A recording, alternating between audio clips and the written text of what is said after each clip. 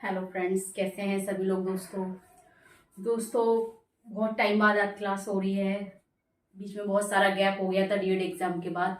लेकिन आज हम बात करेंगे डी ट्रिपल एस पी पे। डी ट्रिपल एस पी का सिलेबस क्या है, यानी कि एक स्पेसिफिक पोस्ट के लिए हमें स्पेशल एजुकेशन में कितना प्रिपेयर करना होता है, उसका कितना सिलेबस रहता है और कौन कौन से टॉपिक्स हैं जिनको हमने प्रिपेयर करना है। ठीक है, देखिए दोस्तों, बहुत सारे मैसेज आ रहे थे हमारे अभी जो पास आउट वाले जो फ्रेंड्स हैं उनके सबके ये मैसेज आ रहे थे, ma'am D triple S P के लिए स्पेशल एजुकेशन में आपके चैनल से क्या क्या हम कर सकते हैं या किस तरीके से हेल्पफुल हो सकता है, या स्पेशल एजुकेशन टीचर के लिए हम कितना स्पेसिफिक हमारा सिलेबस रहेगा, या डी ट्रिपल एस पी में कितना पूछा जाएगा, कितना स्पेशल एजुकेशन से आएगा, कितना अदर सब्जेक्ट से आएगा। यानी कि सेक्शन बी की बात हो रही है।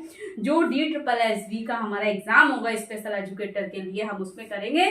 तो उसमें सेक्शन बी में जो 100 मार्क्स का जो उसमें क्वेश्चन आएंगे वो कौन से सिलेबस से आएंगे, कैसे प्रिपेयर करने हमने एक स्पेशल एजुकेटर बनने के लिए। ठीक है, तो देखिए दोस्तों, डी ट्रिपल एस बी में जो हमारा सेक्शन बी होगा 100 मार्क्स का, तो आपको फर्स्ट सेक्शन ए जो होता है वे सबको पता है। लेकिन सेक्शन बी में क्या क्या पूछा जा सकता है, तो सेक्शन बी की हम बात करेंगे। सेक्शन बी में क्या क्या सिलेबस रहता है, क्या क्या आएगा, क्या क्या हमने तैयार करना होता है। देखिए, चलिए स्टार्ट करते हैं। डी ट्रिपल एस में section B post specific subject, यानी कि जो हमारा एक प्राइमरी टीचर के लिए रहता है डी ट्रिपल एस बी में, उसके लिए हमें कितना तैयार करना पड़ेगा सेक्शन बी से। ठीक है, अब देखिए 100 मार्क्स का तुम्हारा सेक्शन ए हो गया, सबको पता है क्या क्या आना है। लेकिन सेक्शन बी की बात हो रही है, स्पेशल एजुकेशन और साइकोलॉजी से कितना पूछा जाता है। ठीक है, तो देखिए डी ट्रिपल एस बी में आप सेक्शन बी का 100 मार्क्स में जो आएगा सिलेबस, अगर हम स्पेशल एजुकेशन की बात करें तो हमारे 4 या 5 टॉपिक जो रहते हैं स्पेशल एजुकेशन से पूछे जाते हैं। उसमें कौन कौन से मोस्ट इंपोर्टेंट रहते हैं, देखिए, यानी कि स्पेशल एजुकेशन से है historical perspective of special education, यानी कि विशेष शिक्षा का ऐतिहासिक परिदृश्य पूछेंगे आपसे। ठीक है, दूसरा आ जाएगा आपका history of special education in India, यानी कि भारत में स्पेशल यानी कि विशिष्ट शिक्षा का क्या इतिहास है। ठीक है, यानी कि भारत में विशिष्ट शिक्षा का इतिहास। और उसके बाद पूछ लेंगे आपसे act of disability field in India, यानी कि भारत हमारा जो अक्षमता के अधिनियम, भारत में कौन कौन से अधिनियम है अक्षमता के लिए, अक्षमता के क्षेत्र में भारत में अधिनियम। ठीक है, यानी कि पहला हो गया हमारा हिस्टोरिकल पर्सपेक्टिव, यानी कि विशेष शिक्षा का ऐतिहासिक परिदृश्य। ठीक है, दूसरा हो गया हिस्ट्री ऑफ स्पेशल एजुकेशन, विशेष शिक्षा का इतिहास, भारत में विशेष शिक्षा का इतिहास है भारत में। ठीक है, भारत में विशेष शिक्षा का इतिहास। ठीक है, तीसरा आ गया हमारा एक्ट ऑफ डिसेबिलिटी फील्ड, यानी कि विकलांगता के क्षेत्र में भारत में अधिनियम।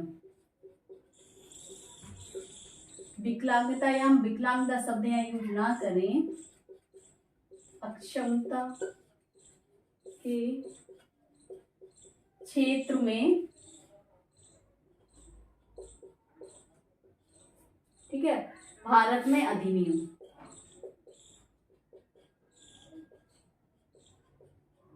ठीक, ये हो गया। फिर आएगा आपका ऑल टाइप डिसेबिलिटी, यानी कि सभी विकलांगताएं, यानी सभी अक्षमता के प्रकार, सभी प्रकार की अक्षमता जो हमारे 2016 एक्ट के अकॉर्डिंग जितनी है, यानी कि 21 डिसेबिलिटीज जो है। ठीक है ना, 2016 के अधिनियम जो बना है आरपीडब्ल्यूडी के में जो हमारी 21 यानी 21 प्रकार की विकलांगताएं हैं उन सबसे संबंधित। स्पेशल चाइल्ड यानी कि विशिष्ट बालक। अब इनके अंदर क्या क्या आएगा, आपको इसमें विशेष शिक्षा का इतिहास का परिदृश्य पूरा यानी कि आपको पढ़ना पड़ेगा, क्योंकि कम से कम 20 नंबर हमें इसमें से देखने को मिलते हैं। ठीक है, history of special education, Bharat में इसका क्या इतिहास रहा है, इसमें पूछा जाएगा एक्ट ऑफ डिसेबिलिटी, जो हमारे अक्षमता के क्षेत्र में जुड़े हुए जितने भी एक्ट है हमारे भारत में जो चलाए जा रहे हैं, जिन अधिनियम को वो किया गया, उन अधिनियम को बारे में आपने अधिनियम को पढ़ना होगा। ठीक है, जो जो एक्ट या जो जो हमारे इंस्टीट्यूट हो गए उनके लिए क्या क्या दिया गया है, या सक्षम बालक के लिए क्या क्या किया जा रहा है, वे सारे अधिनियम आपको पढ़ने होंगे। ऑल टाइप डिसेबिलिटी यानी कि 21 प्रकार की जो विकलांगताएं हैं हमारी, उन सब के बारे में, यानी कि उनका इंट्रो हो गया, ठीक है, टाइप हो गया उनका, कॉज हो गए, क्लासिफिकेशन हो गया उसमें, ठीक है, इम्प्लीकेशन हो गया उनका, ठीक है, एजुकेशनल इम्प्लीकेशन हो गया उनका, मैनेजमेंट हो गया, आपको सारा पढ़ना पड़ेगा।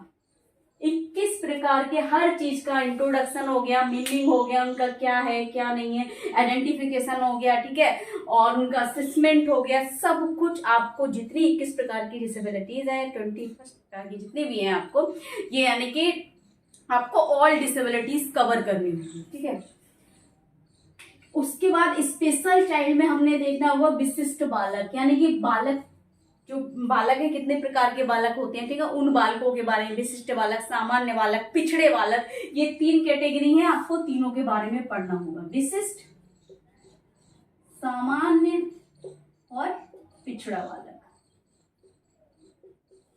ये 3 प्रकार के बच्चों की कैटेगरी, आपको तीनों के बारे में पढ़ना होगा। ये तो हमारा मेन स्पेशल एजुकेशन से आगे जो हम डीएड में पढ़ते ही पढ़ते हैं।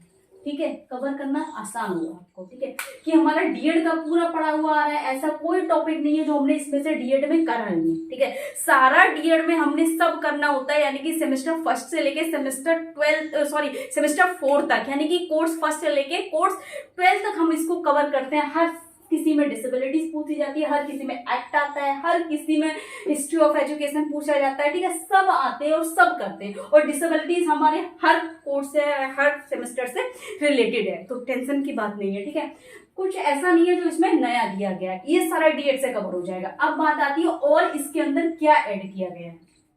देखिए, जो हमारा स्पेशल एजुकेशन के साथ में भी जो चलता है, वो साइकोलॉजी से हमें कितना आता है, साइकोलॉजी के कौन से ऐसे टॉपिक होंगे जो हमने 100 नंबर के लिए अपने तैयार करने हुए, या इसमें ऐड है सेक्शन बी का सिलेबस साइकोलॉजी से कितना आएगा। देखिए, हिस्ट्री ऑफ साइकोलॉजी यानी कि मनोविज्ञान का इतिहास। ठीक है,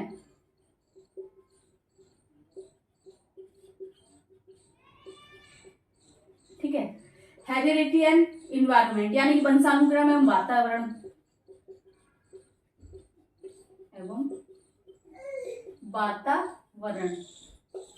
ठीक है, उसके बाद ग्रोथ एंड डेवलपमेंट यानी कि आपका इसमें आ जाएगा वृद्धि एवं विकास,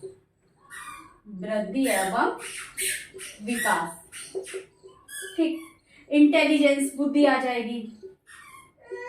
पियाजे, कोलबर्ग, आपके वाइगोत्स्की, ये तीनों के जो प्रिंसिपल्स एक सिद्धांत थे जिन्होंने दिए हैं, वो तीनों सिद्धांत के बारे में आ जाएंगे, थ्योरीज इनकी आ जाएगी। ठीक है, असेसमेंट एवं इवैल्यूएशन यानी कि आकलन और मूल्यांकन, आकलन एवं आर यू बेटा मूल्यांकन। ठीक, थिंकिंग एंड लर्निंग,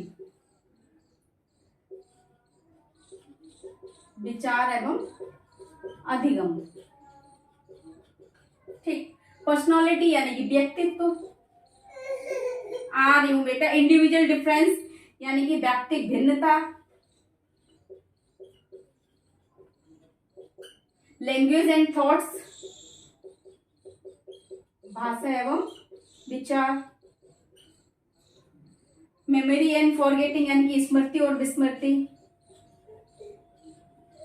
ठीक है, मोटिवेशन एंड लर्निंग, अभिप्रेरणा और अधिगम,